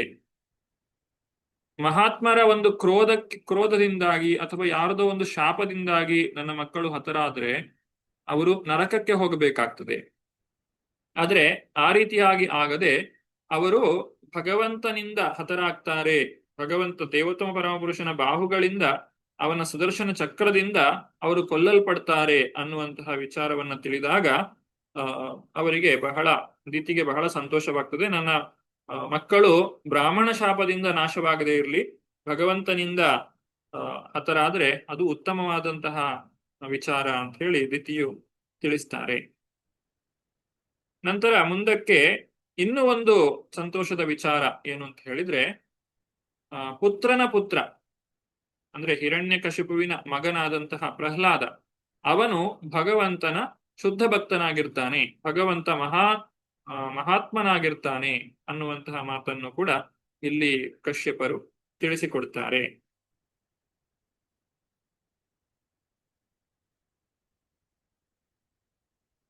ನಲವತ್ತ 45ನೇ ಶ್ಲೋಕದಲ್ಲಿ ಕಾಣಬಹುದು. ಕಶ್ಯಪ ಉವಾಚ ಕೃತಾಶೋಕಾನುತಾಪೇನ ಸದ್ಯ ಪ್ರತ್ಯವಮರ್ಶನಾತ್ ಭಗವತ್ಯುರ್ಮಾತ್ನಾಚ್ಚ ಭವೇ ಮಯ್ಯಪಿ ಚಾದರಾತ್ ಪುತ್ರಸ್ಯೈವ ಚ ಪುತ್ರಾಣಾಂ ಭವಿತ್ಯೈಕಾ ಸತಾಮತಃ ಗಾಸ್ಯಂತಿ ಯದ್ಯಶ ಶುದ್ಧಂ ಭಗವದ್ಯಶ ಸಮಂ. ಮಕುಲಕರ್ಣಿ ಮಾತಾಡಿ. ಹರೇ ಕೃಷ್ಣ ಪ್ರಭುಜಿ. ಅನುವಾದ ಪ್ರಭುಪಾದರಿಂದ ಪ್ರಭುಪಾದಕ್ಕೆ. ವಿದ್ವಾಂಸರಾದ ಕಶ್ಯಪರು ಹೇಳಿದರು, ನೀನು ಶೋಕ, ಅನುತಾಪ ಹಾಗೂ ಯೋಗ್ಯ ವಿವೇಚನೆ ತೋರಿದುದರಿಂದಲೂ, ದೇವೋತ್ತಮ ಪರಮಪುರುಷನಲ್ಲಿ ನೀನು ಅಚಲ ಶ್ರದ್ಧೆ ಇಟ್ಟಿರುವುದರಿಂದಲೂ, ಶಿವನಲ್ಲಿ ಹಾಗೂ ನನ್ನಲ್ಲಿ ನಿನಗೆ ಆರಾಧನಾ ಭಾವವಿರುವುದರಿಂದಲೂ ನಿನ್ನ ಪುತ್ರನ ಅಂದ್ರೆ ಹಿರಣ್ಯಕಶಿಪು ಪುತ್ರರಲ್ಲಿ ಒಬ್ಬನು ಪ್ರಹ್ಲಾದ ಭಗವಂತನ ಪ್ರಿಯ ಭಕ್ತನಾಗುವನು ಮತ್ತು ಆತನ ಯಶಸ್ಸು ದೇವೋತ್ತಮ ಪುರುಷನ ಯಶಸ್ಸಿನೊಂದಿಗೆ ಸಮನಾಗಿ ಪ್ರಸಾರವಾಗುವುದು. ಹರೇ ಕೃಷ್ಣ. ಹರೇ ಕೃಷ್ಣ. ಆ ಪ್ರಹ್ಲಾದನ ಒಂದು ಯಶಸ್ಸು ಏನಿದೆ ಅದು ಭಗವಂತನ ಯಶಸ್ಸಿನ ಸಮಾನವಾಗಿ ಪ್ರಸಾರವಾಗ್ತದೆ ಅಂತ ಹೇಳಿ ಇಲ್ಲಿ ಹೇಳ್ತಾರೆ. ಇದು ಬಹಳ ಸಂತೋಷದಾಯಕವಾದಂತಹ ವಿಚಾರವಾಗಿದೆ. ನಾವು ಎಲ್ಲೇ ಆದ್ರೂ ಕೂಡ ನರಸಿಂಹದೇವರ ಕಥೆಯನ್ನ ಹೇಳಬೇಕು ಅಂತ ಹೇಳಿದ್ರೆ ಅಲ್ಲಿ ಪ್ರಹ್ಲಾದನ ಹೆಸರು ಬರ್ತದೆ. ಪ್ರಹ್ಲಾದನ ವಿಚಾರವನ್ನ ಹೇಳಬೇಕು ಅಂತಾದ್ರೆ ನರಸಿಂಹದೇವರ ವಿಚಾರವನ್ನ ಹೇಳಲೇಬೇಕು. ಅವರಿಬ್ಬರ ಹೆಸರು ಕೂಡ ಜೊತೆಗೂಡಿಕೊಂಡೇ ಇರುವಂಥದ್ದು. ನಮಸ್ತೆ ನರಸಿಂಹಾಯ ಪ್ರಹ್ಲಾದಾಹ್ಲಾದದಾಯಿನೇ ಹಿರಣ್ಯಕಶಿಪೂರ್ವಕ್ಷಃ. ಹೀಗೆ ಒಂದು ಪ್ರಹ್ಲಾದನಿಂದಾಗಿ ಆ ಭಗವಂತನ ಜೊತೆಗೆ ಆತನ ಹೆಸರು ಬರ್ತದೆ. ಅದೇ ರೀತಿ ಆ ಹಿರಣ್ಯಕಶಿಪುವಿಗೂ ಮತ್ತು ಆತನ ಎಲ್ಲಾ ವಂಶಸ್ಥರಿಗೂ ಉತ್ತಮವಾದಂತಹ ಸದ್ಗತಿಯನ್ನ ಒದಗಿಸುವಂತಹ ಕಾರ್ಯವನ್ನು ಕೂಡ ಪ್ರಹ್ಲಾದನು ಮಾಡ್ತಾನೆ. ಆದ್ರಿಂದ ನಮ್ಮ ಒಂದು ಕುಟುಂಬದಲ್ಲಿ ಒಬ್ಬ ಒಳ್ಳೆಯ ಭಕ್ತನಾದಂತಹ ಮಗು ಜನಿಸಿತು ಅಂತ ಹೇಳಿದ್ರೆ ಅದು ಎಲ್ಲಾ ಒಂದು ಸಮಾಜಕ್ಕೆ ಮಾತ್ರವಲ್ಲ, ಆ ಕುಟುಂಬಕ್ಕೆ ಎಲ್ಲರಿಗೂ ಕೂಡ ಉತ್ತಮವಾದಂತಹ ಒಂದು ಗತಿಯನ್ನ ನೀಡ್ತಾರೆ. ಅದರಿಂದ ಉತ್ತಮವಾದಂತಹ ಮಕ್ಕಳನ್ನ ಪಡೆಯುವ ಮುಖಾಂತರವಾಗಿ ತಾವು ಕೂಡ ಭಗವಂತನಿಗೆ ಹತ್ತಿರವಾಗಬಹುದು, ಹಾಗೂ ಇನ್ನಿತರರಿಗೂ ಕೂಡ ಅದೇ ರೀತಿಯಾಗಿ ಸಹಾಯವನ್ನ ಮಾಡಲಿಕ್ಕೆ ಸಾಧ್ಯವಾಗ್ತದೆ. ಇನ್ನು ಮುಂದಕ್ಕೆ ಪ್ರಹ್ಲಾದ ಮಹಾರಾಜನ ಲಕ್ಷಣಗಳನ್ನ ಇಲ್ಲಿ ಸಂಕ್ಷಿಪ್ತವಾಗಿ ತಿಳಿಸಿದ್ದಾರೆ. ಪ್ರಹ್ಲಾದನ ಚರಿತ್ರೆಯನ್ನ ನಾವು 7ನೇ ಸ್ಕಂದದಲ್ಲಿ ವಿವರವಾಗಿ ತಿಳಿದುಕೊಳ್ಳಿಕ್ಕಿದೆ. ಈಗ ಸಂಕ್ಷಿಪ್ತವಾಗಿ ಪ್ರಹ್ಲಾದನ ಕೆಲವೊಂದು ಉತ್ತಮವಾದಂತಹ ಗುಣಗಳನ್ನ ನಾವು ಇಲ್ಲಿ ಕಾಣಬಹುದು. ಇಲ್ಲಿ ಒಟ್ಟು 51 ಶ್ಲೋಕಗಳಿವೆ. 46ನೇ ಶ್ಲೋಕ. ಯೋಗೈರ್ಹಮೇವ ದುರ್ವರ್ಣಂ ಭಾವಯಿಷ್ಯಂತಿ ಸಾಧವಃ ನಿರ್ವೈರಾದಿಭಿರಾತ್ಮಾನಂ ಯಚ್ಚೀಲಮನುವರ್ತಿತುಂ. ಚಿತ್ರಮೋಹಿನಿ ಮಾತಾಜಿ. ಹರೇ ಕೃಷ್ಣ ಪ್ರಭುಜಿ. ಶುದ್ಧೀಕರಣ ಪ್ರಕ್ರಿಯೆಯಿಂದ ಕಲುಷಿತವಾದ ಕೆಳಮಟ್ಟದ ಚಿನ್ನವು ಹೇಗೆ ಪರಿಶುದ್ಧವಾಗುವುದೋ ಹಾಗೆಯೇ ಸಾಧು ಪುರುಷರು ಅವನ ಆದಿಯನ್ನು ಅನುಸರಿಸಲು ವೈರಭಾವ ಮುಕ್ತರಾಗಲು ಪ್ರಯತ್ನಿಸುತ್ತಾ ಆತನ ಗುಣಗಳನ್ನು ರೂಢಿಸಿಕೊಳ್ಳಲು ಯತ್ನಿಸುತ್ತಾರೆ. ಹರೇ ಕೃಷ್ಣ ಪ್ರಭುಜಿ. ಹರೇ. ಇಲ್ಲಿ ಪ್ರಹ್ಲಾದನ ಇದು ಕಶ್ಯಪರು ಹೇಳುವಂತಹ ಮಾತು ಈ ಒಂದು ಶ್ಲೋಕ. ಪ್ರಹ್ಲಾದ ಮಹಾರಾಜ ಅವನು ಹೇಗೆ ಅಂತ ಹೇಳಿದ್ರೆ, ತನ್ನ ತಂದೆ ಆತನಿಗೆ ಅಷ್ಟೊಂದು ನೋವನ್ನ ಕೊಟ್ರು ಕೂಡ, ಅಂದ್ರೆ ಹಿರಣ್ಯಕಶಿಪು ಪ್ರಹ್ಲಾದನಿಗೆ ಅಷ್ಟೊಂದು ನೋವನ್ನ ಕೊಟ್ರು ಕೂಡ ಯಾವತ್ತೂ ತನ್ನ ತಂದೆಗೆ ಕೆಟ್ಟದಾಗ್ಲಿ ಅಂತ ಹೇಳಿ ಅವನು ಬಯಸಿದವನಲ್ಲ. ತನ್ನ ತಂದೆಯ ಪ್ರಚೋದನೆಯಿಂದ ತನಗೆ ಹಿಂಸೆ ನೀಡಿದ ಯಾರನ್ನೂ ಸಹ ಆತನು ಎಂದೂ ಶಪಿಸಲಿಲ್ಲ. ಹರಿದಾಸ ಠಾಕೂರರು ಹಾಗೆ ಅವರನ್ನ 21 ಮಾರ್ಕೆಟ್ ನಲ್ಲಿ ಹೊಡೆದಿದ್ರು ಕೂಡ, ಅವರು ಸಾಯುವಷ್ಟು ಹೊಡೆದಿದ್ರು ಕೂಡ ಅವರ ಪ್ರಾರ್ಥನೆ ಚೈತನ್ಯ ಮಹಾಪ್ರಭುಗಳಲ್ಲಿ ಯಾವ ರೀತಿಯಾಗಿತ್ತು ಅಂತ ಹೇಳಿದ್ರೆ, ಈ ಜನರು ಏನು ಮಾಡ್ತಿದ್ದಾರೆ ಅಂತ ಅವ್ರಿಗೆ ಗೊತ್ತಿಲ್ಲ, ದಯವಿಟ್ಟು ಅವರನ್ನ ಕ್ಷಮಿಸು ಅಂತ ಹೇಳಿ ಅವರು ಪ್ರಾರ್ಥನೆಯನ್ನ ಮಾಡ್ತಾ ಇದ್ರು. ಇದು ಭಕ್ತರ ಲಕ್ಷಣ. ಎಲ್ಲರಿಗೂ ಕೂಡ ಒಳಿತನ್ನೇ ಮಾಡುವಂತಹದ್ದು, ತಮಗೆ ಕೆಟ್ಟದ್ದನ್ನ ಮಾಡಿದವರಿಗೂ ಒಳಿತನ್ನ ಬಯಸುವಂತಹದ್ದು ಭಕ್ತರಾದವರ ಒಂದು ಲಕ್ಷಣವಾಗಿರ್ತದೆ. ಯತ್ ಪ್ರಸಾದಾದಿದಂ ವಿಶ್ವಂ ಪ್ರಸೀದತಿ ಯದಾತ್ಮಕಂ ಸಾ ಸದೃಕ್ ಭಗವಾನ್ ಯಸ್ಯ ತೋಷ್ಯತೆ ಅನನ್ಯ ಯಾದೃಶ. ಚಂದ್ರಿಕಾ ಮತ್ತು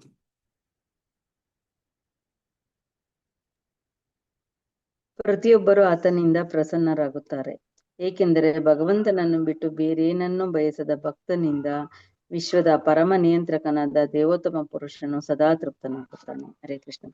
ಹರೇ ಕೃಷ್ಣ. ದ್ವಿತೀಯ ಮೊಮ್ಮಗನಾಗಿರುವವನು ಮಹಾಭಕ್ತನಾಗಿರುತ್ತಾನೆ. ಅವನು ತನ್ನ ತಂದೆ ಶತ್ರುಗಳು ಸೇರಿ ಎಲ್ಲರಿಂದಲೂ ಮೆಚ್ಚುಗೆಯನ್ನ ಪಡೆಯುತ್ತಾನೆ ಅನ್ನುವುದನ್ನ ಇಲ್ಲಿ ತಿಳಿಸಿಕೊಡ್ತಾ ಇದ್ದಾರೆ. ಹಾಗಾಗಿ ಯಾರು ಶುದ್ಧ ಭಕ್ತರೊಡನೆ ಸ್ನೇಹದಿಂದ ಇರ್ತಾರೆ, ಯಾರು ಶುದ್ಧ ಭಕ್ತರೊಂದಿಗೆ ಪ್ರತಿಸ್ಪಂದಿಸ್ತಾರೆ, ಅಂತಹವರು ಭಗವಂತನಿಗೆ ಪ್ರಿಯರಾಗುತ್ತಾರೆ. ಹಾಗೂ ಆ ಒಂದು ಶುದ್ಧ ಭಕ್ತರ ಸಂಪರ್ಕಕ್ಕೆ ಬರುವಂತಹ ಯಾರೇ ಆಗಿರ್ಲಿ, ಅತ್ಯಂತ ಕ್ರೂರ ಪ್ರಾಣಿಗಳು ಕೂಡ ಭಗವದ್ಭಕ್ತನಿಗೆ ಸ್ನೇಹ ಭಾವವನ್ನ ತೋರಿಸುವಂತಹ ದೃಷ್ಟಾಂತಗಳು ಇತಿಹಾಸದಲ್ಲಿದೆ. ಪ್ರಹ್ಲಾದನ ಉದಾಹರಣೆಯನ್ನೇ ತೆಗೆದುಕೊಂಡ್ರು, ಪ್ರಹ್ಲಾದನನ್ನ ಸಾಯಿಸಬೇಕು ಅನ್ನುವಂತಹ ಉದ್ದೇಶದಿಂದ ಆನೆಯಿಂದ ತುಳಿಸಿ ಕೊಲ್ಲಿಕ್ಕೆ ನೋಡ್ತಾರೆ. ಆದ್ರೆ ಆ ಆನೆ ಪ್ರಹ್ಲಾದನಿಗೆ ಏನೂ ಮಾಡುವುದಿಲ್ಲ, ಪ್ರಹ್ಲಾದನಿಗೆ ನಮಸ್ಕಾರ ಮಾಡ್ತದೆ. ಈ ರೀತಿ ಆ ಒಂದು ಕ್ರೂರ ಪ್ರಾಣಿಗಳು ಅಥವಾ ಯಾರೇ ಆಗಿದ್ರು, ವ್ಯಕ್ತಿ ಎಂತಹವನೇ ಆಗಿದ್ರು, ಶುದ್ಧ ಭಕ್ತರ ಒಂದು ಸಂಪರ್ಕಕ್ಕೆ ಬಂದಾಗ ಅವರು ತಾವು ಉದ್ಧಾರವನ್ನ ಪಡೆಯುತ್ತಾರೆ. ಸ ವೈ ಮಹಾಭಾಗವತೋ ಮಹಾತ್ಮ ಮಹಾನುಭಾವೋ ಮಹತಾಂ ಮಹಿಷ್ಠ ಪ್ರವೃದ್ಧ ಭಕ್ತ್ಯಾ ಹ್ಯನುಭಾವಿತಾಶಯೇ ನಿವೇಶ್ಯ ವೈಕುಂಠಮಿಮಂ ವಿಹಾಸ್ಯತಿ. ಹರೇ ಕೃಷ್ಣ ಪ್ರಭುಜಿ. ಅನುವಾದ ಪ್ರಭುಪಾದರಿಂದ ಪ್ರಭುಪಾದಿದೆ. ಭಗವಂತನ ಆ ಅತ್ಯುನ್ನತ ಭಕ್ತನು ಬುದ್ಧಿಯ ವಿಸ್ತರಣೆ ಹಾಗೂ ಪ್ರಭಾವದ ವಿಸ್ತರಣೆಯಿಂದಾಗಿ ಮಹಾತ್ಮರಲ್ಲಿಯೇ ಶ್ರೇಷ್ಠನಾಗಿರುತ್ತಾನೆ.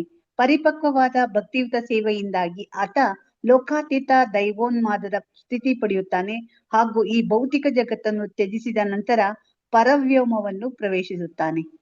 ಹರೇ ಕೃಷ್ಣ.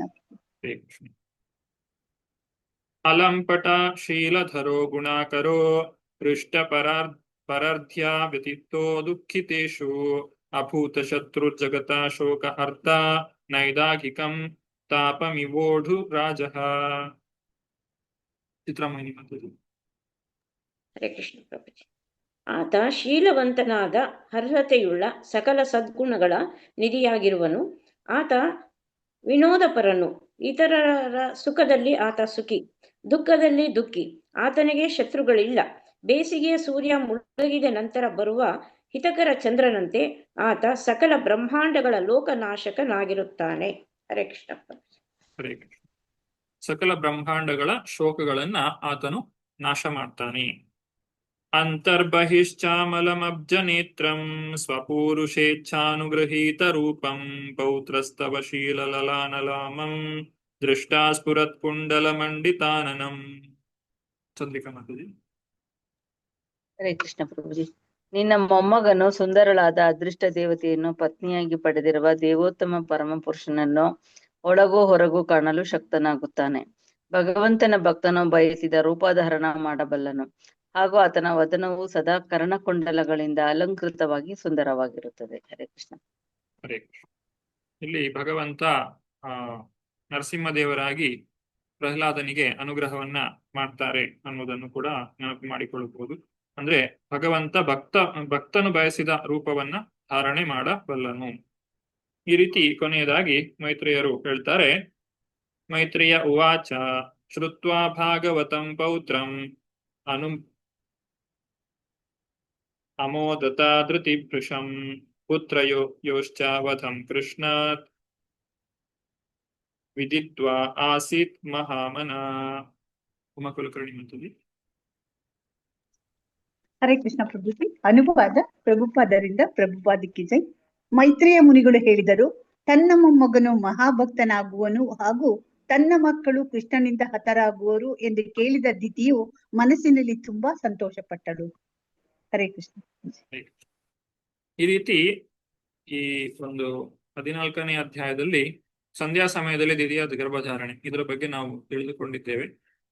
ಇಲ್ಲಿ ಪ್ರಹ್ಲಾದ ಮಹಾರಾಜನ ವಿಚಾರಗಳನ್ನು ಕೂಡ ನಾವು ಸಂಕ್ಷಿಪ್ತವಾಗಿ ನೋಡಿದ್ದೇವೆ. ಪ್ರಹ್ಲಾದನ ಆ ಒಂದು ಭಗವದ್ಭಕ್ತನಲ್ಲಿರುವಂತಹ ಉತ್ತಮ ಗುಣಗಳು, ಯಸ್ಯಾಸ್ತಿ ಭಕ್ತಿರ್ ಭಗವತಿ ಅಕಿಂಚನ ಸರ್ವೇ ಗುಣೈಸ್ತತ್ರ ಸಮಾಸತೆ ಸುರ.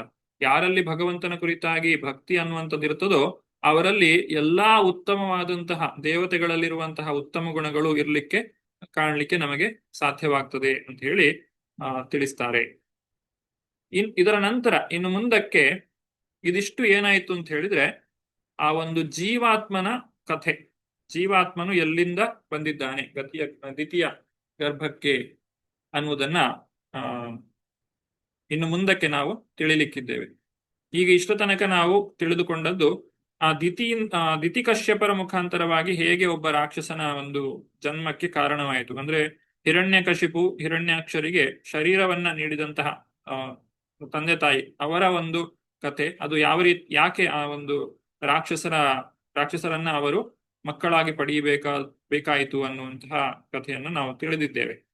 ಈಗ ಆ ಜೀವಾತ್ಮನ ಕಥೆಯನ್ನ, ಅಂದ್ರೆ ಅಲ್ಲಿ ಬಂದಂತಹ ಜೀವಾತ್ಮ ಯಾರಿದ್ದಾನೆ ಅವನು ಯಾಕೆ ಆ ರಾಕ್ಷಸ ಶರೀರವನ್ನ ಪಡೆಯುವಂತೆ ಆಯಿತು ಅನ್ನುವುದನ್ನ ಮುಂದಿನ ಅಧ್ಯಾಯಗಳಲ್ಲಿ ತಿಳಿದುಕೊಳ್ತೇವೆ. ಅಂದ್ರೆ ಜಯ ವಿಜಯರು ಯಾವ ರೀತಿಯಾಗಿ ಶಾಪವನ್ನ ಕೊಟ್ರು, ಅವರು ಯಾಕೆ ಆ ಒಂದು ರಾಕ್ಷಸ ಜನ್ಮವನ್ನ ಪಡೆಯಬೇಕಾಯಿತು. ಈ ಕರ್ಮ ಅನ್ನುವಂಥದ್ದೇ ಹಾಗೆ, ಅದು ಬಹಳಷ್ಟು ಜನರನ್ನ ಒಂದುಗೂಡಿಸ್ತದೆ. ಅಂದ್ರೆ ಸಾಮಾನ್ಯವಾಗಿ ಸಾಮ್ಯತೆ ಇರುವಂತಹ ಕರ್ಮಗಳು ಎಲ್ಲಿ ಇರ್ತದೋ ಅಲ್ಲಿಗೆ ಜನರನ್ನ ಒಂದುಗೂಡಿಸ್ತದೆ.